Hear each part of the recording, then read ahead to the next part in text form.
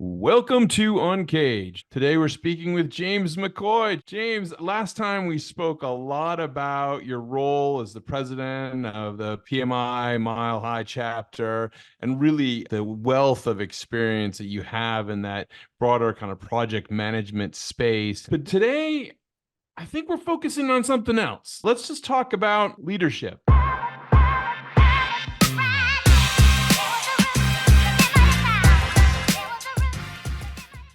James, you've done an amazing job building organizations, and I know that every time we talk, you have very strong views on kind of good things to do and not to do as a leader. And Yeah, so, yeah. thought we should try to get into that a little bit today. But before we start, James, maybe set it up for the audience. James is the president of the PMI Mile-High chapter. He's had an active career in the project management space. He worked at SSP Innovations as a PMO team leader. But, before we jump into the leadership discussion, maybe just set up that PMO space a little bit for our listeners again.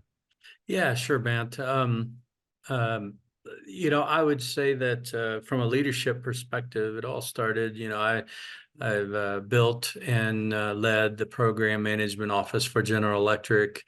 I also managed the project management office for IBM and then also Siemens Business Service. I built a international or a PMO for an international consulting firm, and I was a director of that. And then now I'm two roles, like you said, in SSP Innovations as a lead manager, a role in the PMO, and then I would say leadership on steroids from a project management perspective. You mentioned that I'm the president of the Mile High chapter, the 10th largest chapter in the world, a lot of programs, a lot of things, a lot of projects that we do. So that's my, I guess, background in the Yeah. leadership space. Yeah, and I mean that's an incredible background, tons and tons of experience. And you've seen successful leadership. You've also seen it when it's not gone the way that it should go. Yeah. So, maybe let's get into it. When you look out, James, what are some of those skills that you think that the modern day leader needs to be having?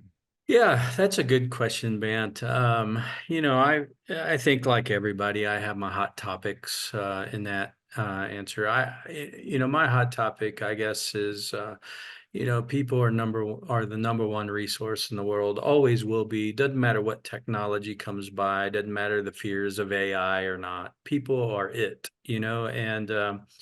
and when it comes to those skills or topics for the leaders in the business today, I think all around showing up, caring about others, and effective communication skills.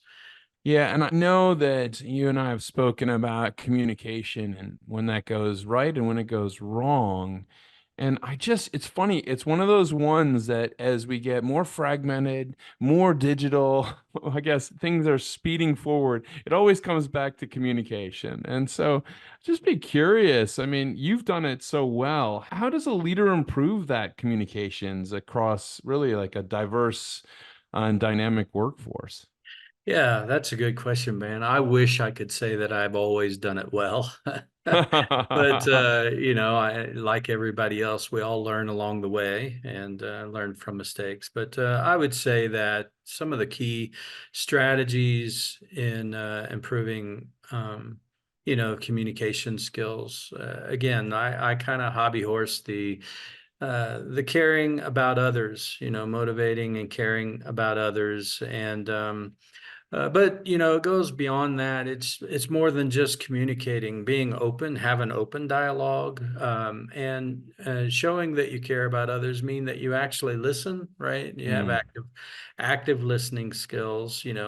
Make sure there's clear and concise communication because in the diverse workforce today, it's always best in my mind to keep things simple and communications and understandable, mhm. with the diverse workforce that we have, and be ready, to deal with issues. Not only be ready, I look for opportunities for the tough stuff, right? And Yeah. that's how we learn and grow. But I would say those are some things, some strategies Of course, you mentioned as well, as a sidebar, we need to leverage the technology that we have, and that changes ever so often, right? But Yeah, I mean, I feel like that is just one of those things that's a gauntlet that just continues to evolve quickly. I was in a show the other day with one of the leading folks in research and development, and just talking to him about all of the transformation and the new technologies that we see every day and how to embrace that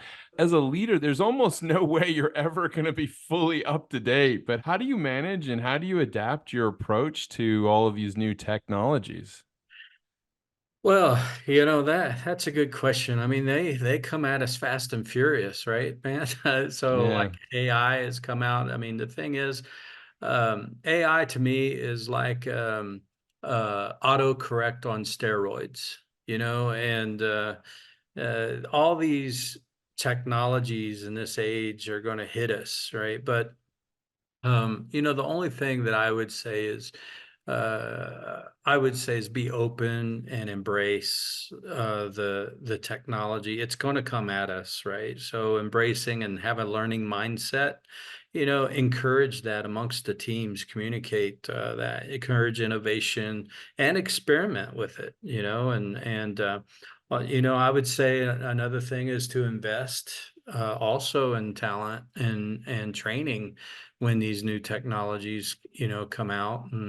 And again, communication, promote collaboration, promote communication, because it doesn't matter what comes at us, we're all going to struggle with the new technologies that come, right? So Yeah.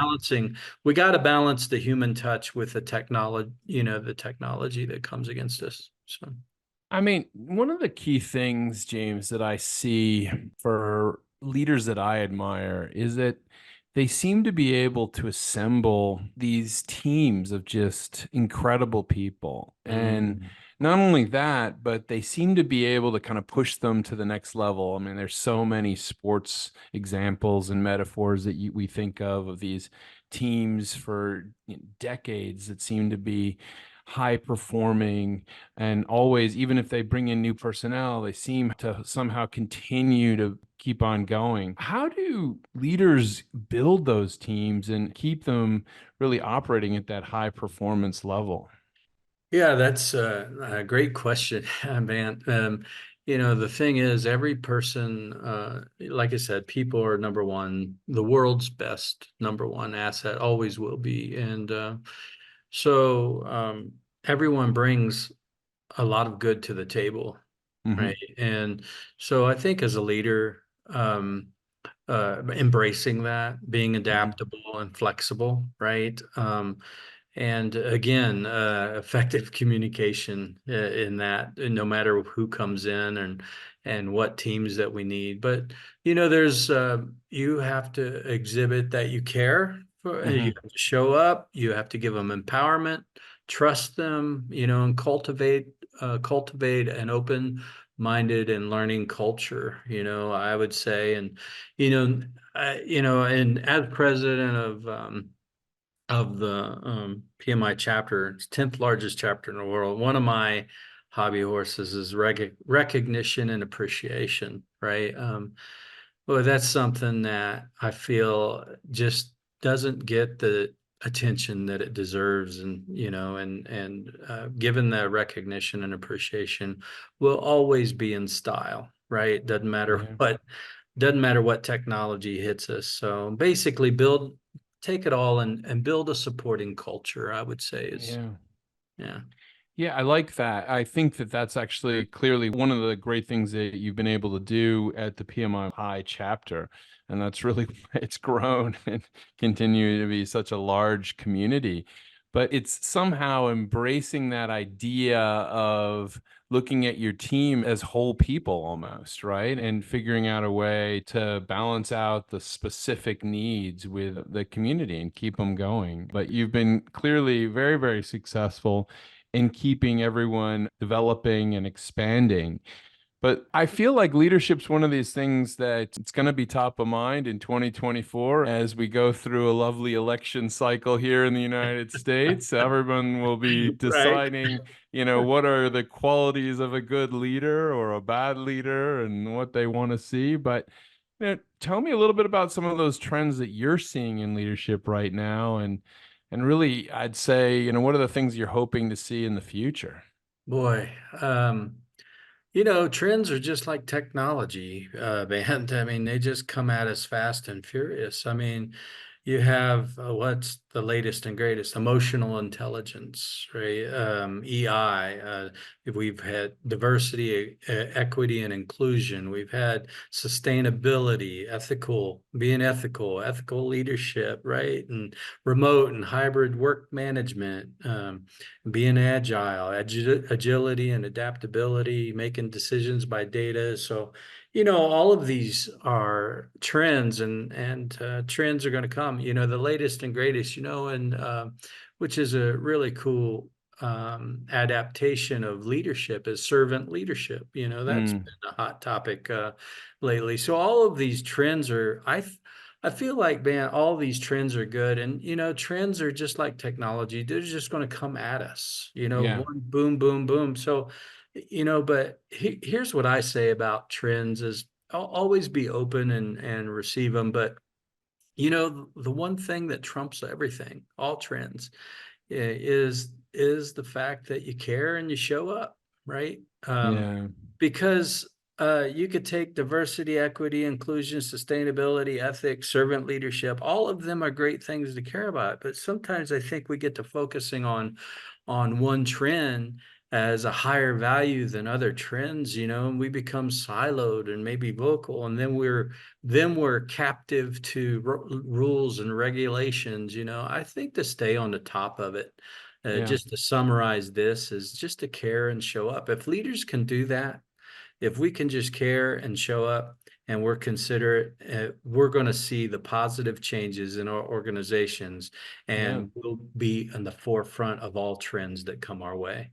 I love that. I mean, that is a really way to kind of bring this to a close, James. I mean, I think two of the key things that really stood out today for me is that message that you just delivered, which is care. You're part of a community, care about that community, not just as the leader, but like as a member of that community. And then an element of that you mentioned earlier, which really stood out, is active listening. Yeah. I mean, I I feel like a lot of times there's so much pressure, short-term pressure on leaders these days. And it's so hard for them to maintain that active listening stance.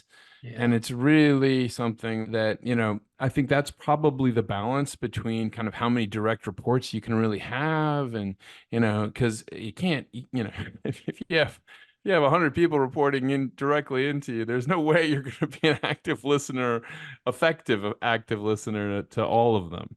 So, Yeah. trying to figure out what those magic numbers are, it's a balancing act, but really appreciate it. James, if someone wanted to chat with you about everything you're doing on the project management office space and the PMI Mile-High chapter, as well as some of the stuff we're talking about today, which is just leadership. And as I said jokingly to you, the McCoy way, the James McCoy way for leadership, where's the best place to find you? You could send on the PMI Mile-High.org website, as my email address is president@PMI Mile-High.org. It's probably a quick way to reach out to me. So Okay, perfect.